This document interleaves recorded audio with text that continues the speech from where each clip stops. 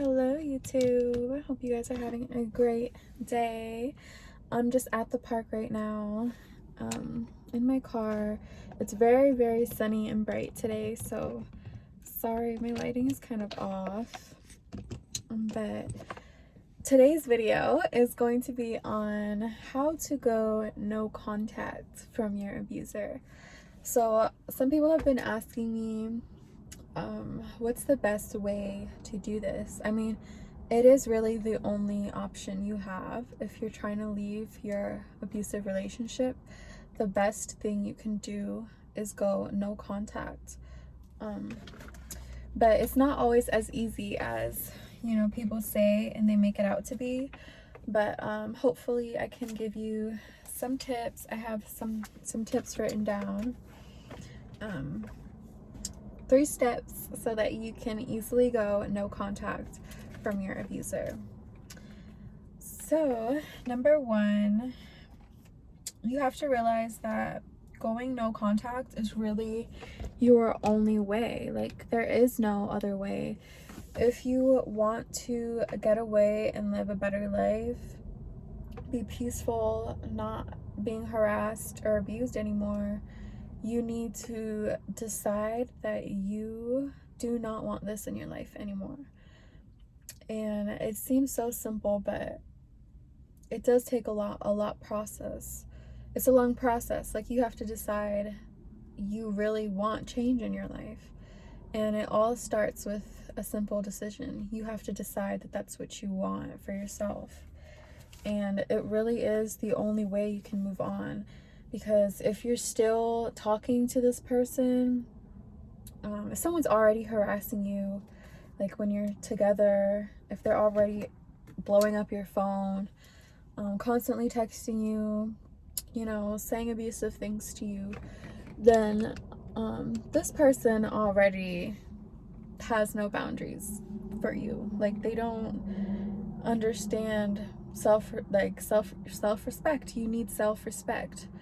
So to them, the only way you'll be able to get that respect is if you give it to yourself. So you have to make that decision that that's what you want.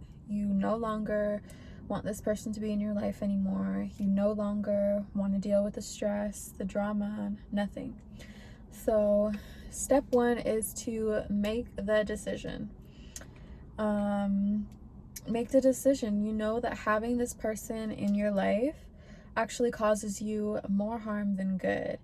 And you just have to decide that you want better for yourself and that you're not going to be used anymore. You're not going to be a doormat. You're not going to let yourself be used by this person anymore, whether it be for their own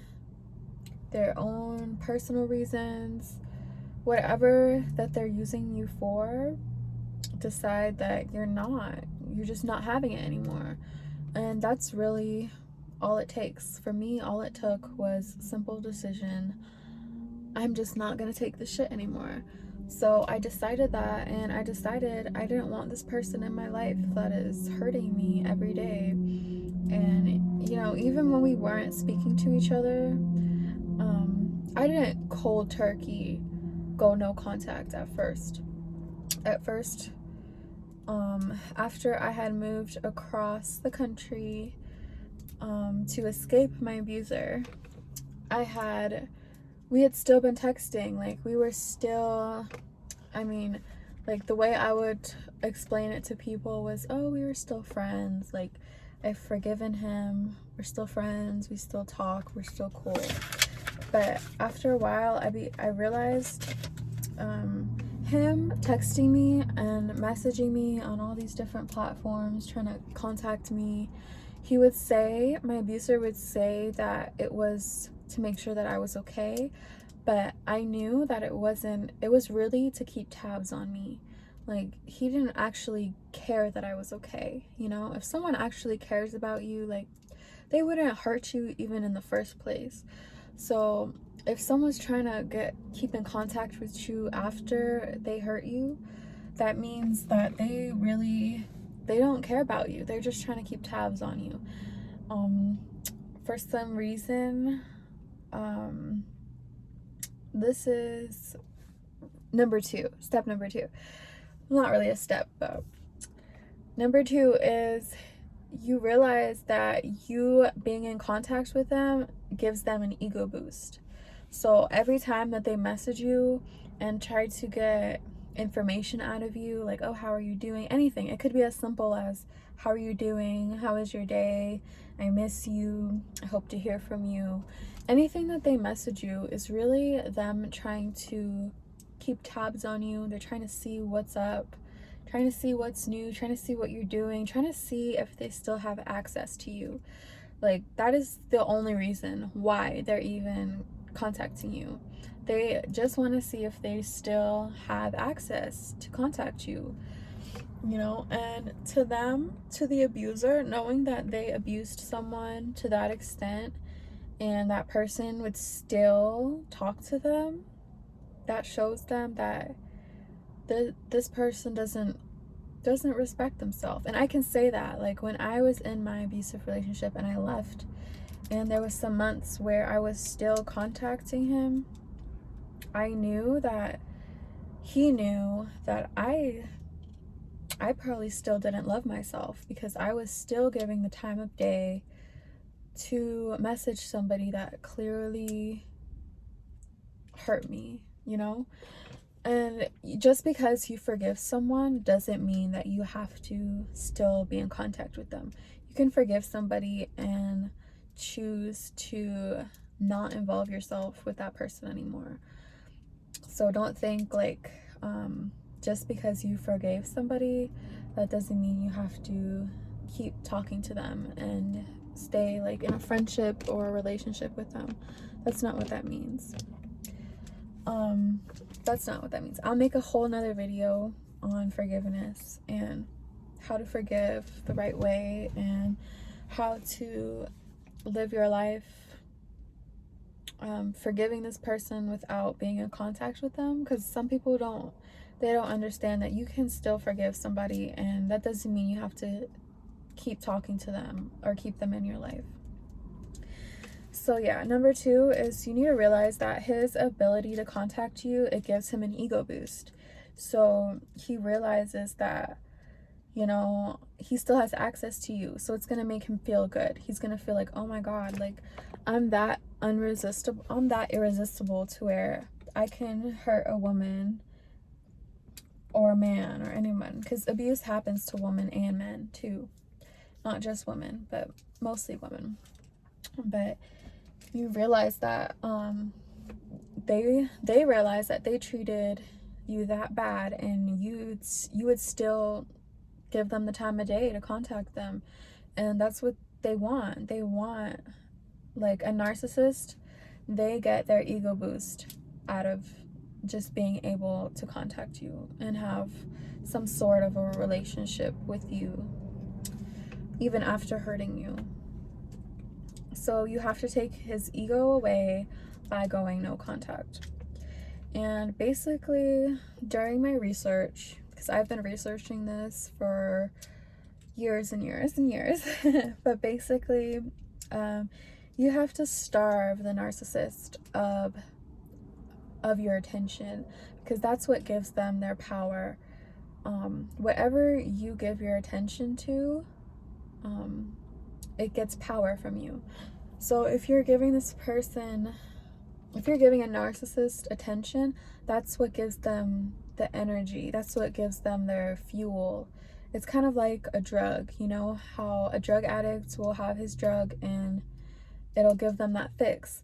So for a narcissist, their fix is to know that they're still able to contact you and get a reaction out of you. You know, that's all they want. They want to see if they can still get that reaction out of you. And so that's really why, I mean, you really have to ignore them, because the truth is, if you ignore somebody long enough, they'll eventually go away. Like, they're not going to bother you anymore if they realize they're not getting the fix. They're not getting your attention.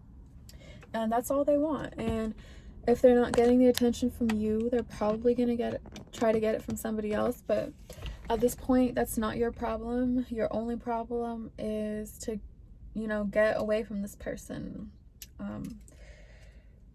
After you've made the decision that this person is not going to be in your life anymore and there is no reason to stay in contact with them, after you've made that decision, there is no, oh, well, what if this, I want to make sure he's okay, this and that. There is no back and forth with it. Once you make the decision, it's done. There is no going back. You just decided you're not here for it. You're not here for the bullshit no more. You're not here to be disrespected anymore. And so you honestly just have to choose yourself. Choose yourself every single time.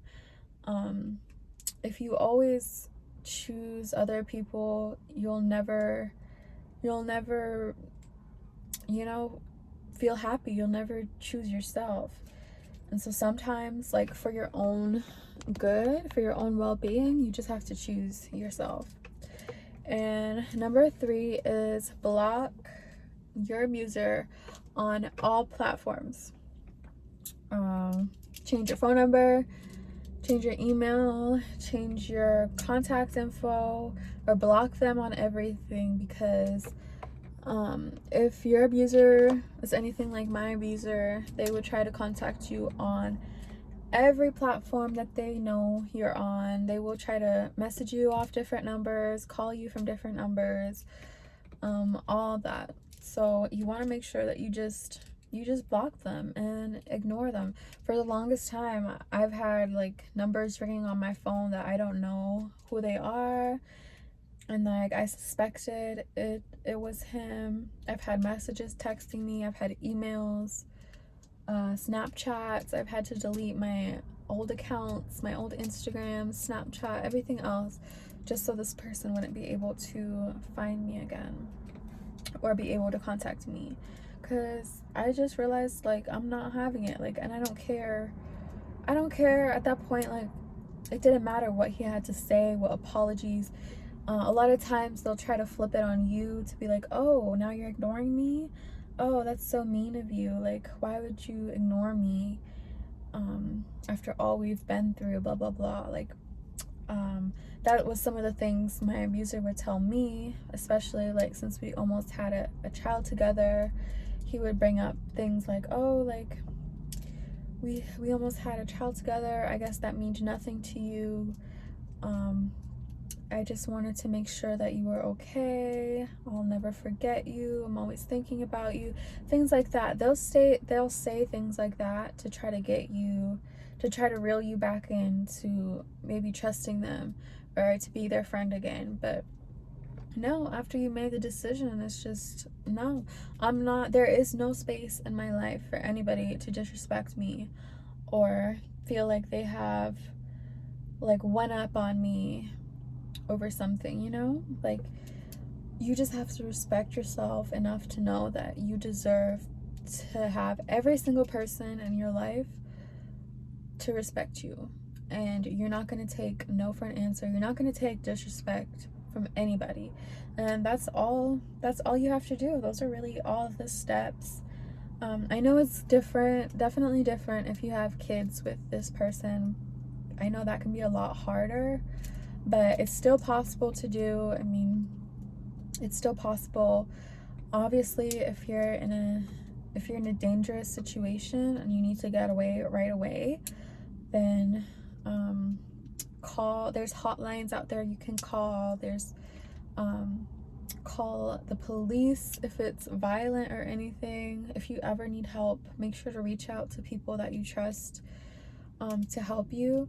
But I know that this is something that is very hard for some people to do, and I know there's women that have tried to leave their abuser time and time again, but somehow they keep getting reeled back in, and I was that person.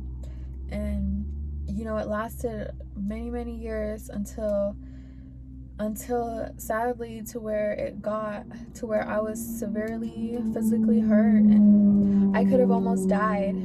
So